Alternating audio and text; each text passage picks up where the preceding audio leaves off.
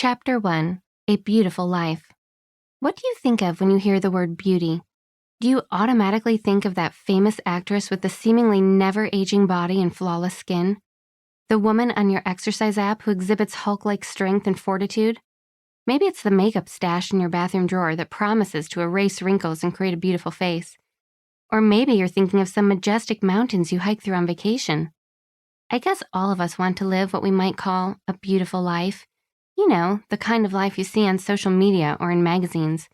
We want to look good and feel good, in our bodies, in our minds, in what we eat and how we dress. But to find true beauty, we need to look first at God. Right now, the change of seasons surrounds me. We are officially in fall, but the temperature still feels like summer. The trees are draped in colorful leaves, billowy clouds float in the blue sky, and the squirrels are chasing each other in my backyard. All of these magnificent scenes are created by our good and sovereign God. He is the one who paints the moon in the sky each night and causes the bright morning sun to rise. He puts the stars in the heavens and knows every hair on every person's head. And he is himself beautiful. In the book of Psalms, we see David reminding himself of the beauty of God in an unlikely situation, when he is being attacked and pursued by King Saul. One thing I asked of the Lord, that will I seek after, that I may dwell in the house of the Lord all the days of my life, to gaze upon the beauty of the Lord and to inquire in his temple. Psalm 27, verse 4. Even in the midst of danger, David doesn't say, "One thing I ask, that I may be safe." None of the worries of David's life seem to matter in comparison with having a relationship with God, and none of the good things in his life do either. Being made king is nothing compared to the steadfast companionship of the Lord. Impressing others with worldly success doesn't light a candle to being consumed with an infinitely perfect God, because it's not about David, it's about God. Is that how you and I feel? Not always, and particularly when it comes to issues around our bodies. It's completely natural to want to look good and feel good, but very often that leads us into worry and fear. We worry about our attractiveness. We worry about our weight. We worry that our bodies can't do what they used to be able to do. We worry about how healthy we are or aren't. It's easy to become consumed with issues related to our bodies. Imagine being like David, so taken with God that you can't take your eyes off him, and all those other struggles seem like nothing. Let me ask you, do you think it's possible?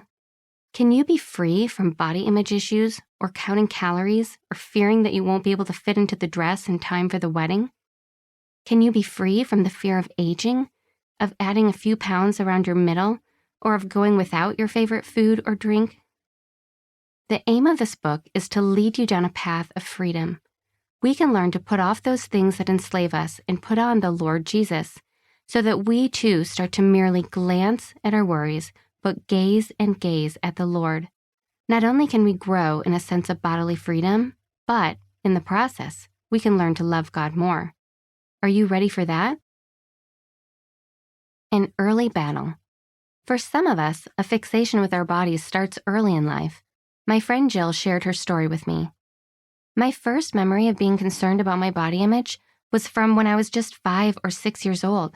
My dad looked at my chubby limbs and said, "You know, if you want to lose weight, you're really going to have to work at it. Our genes are working against us." Starting in elementary school, Jill began doing workouts and comparing herself to other girls.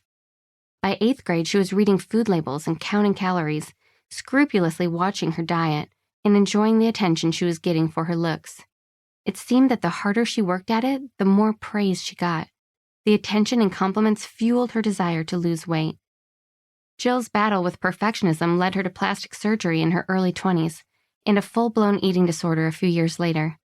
Although she'd been raised in a Christian family, the all-consuming battle for beauty kept Jill's eyes focused on self rather than on God.